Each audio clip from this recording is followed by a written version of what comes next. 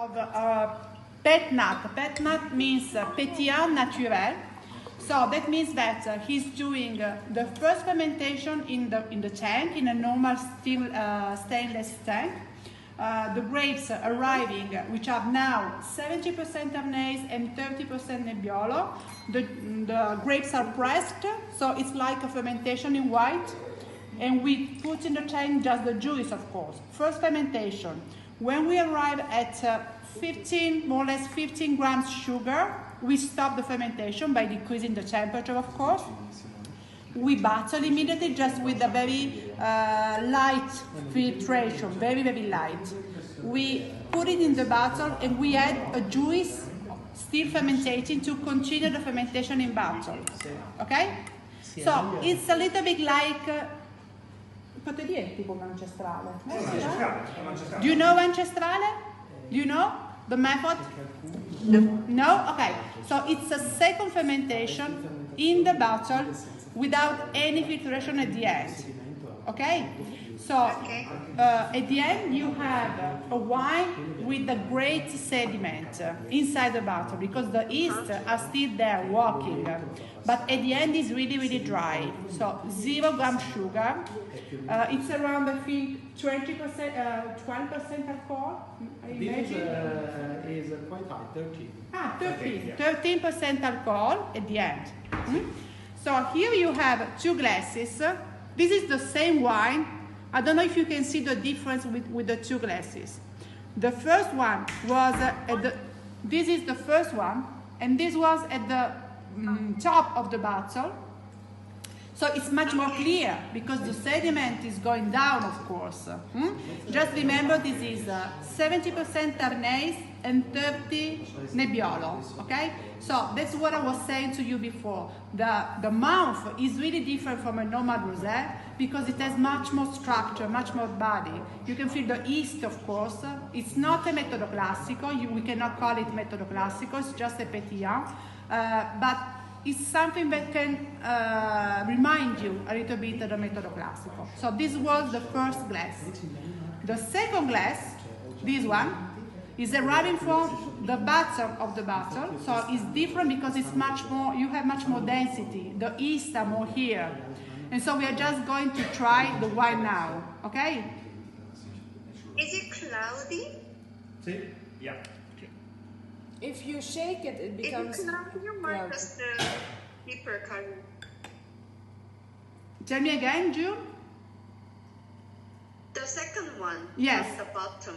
Yeah. Is it cloudy? Yes, it is. So if you shake it, you can see the sediment just in the middle.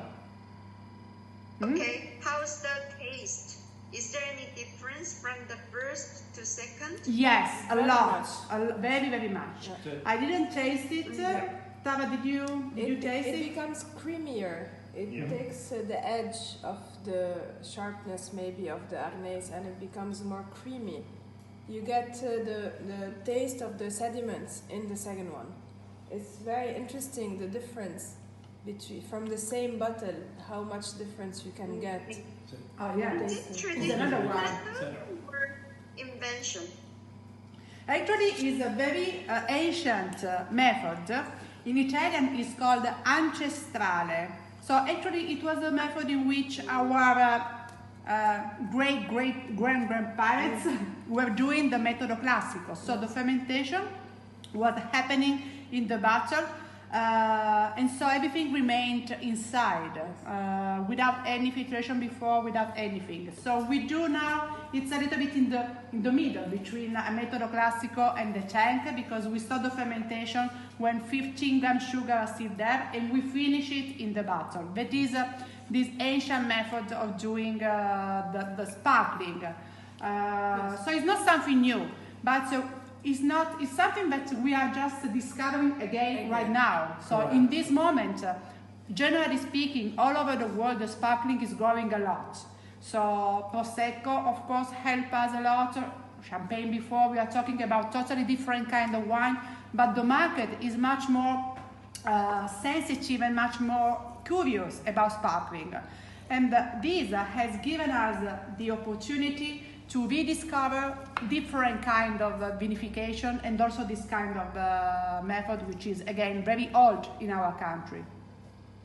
Okay. Correct? So does it have any organic concept or?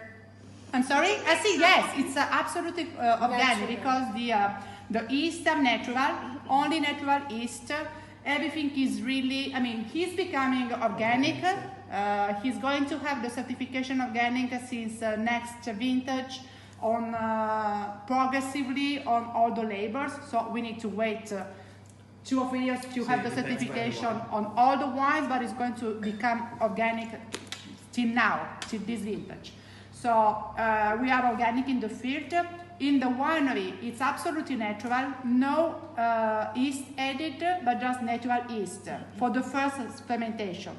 For the second fermentation, when we put the wine in the bottle, we need to add some juice to start again the fermentation. Okay, do you follow me?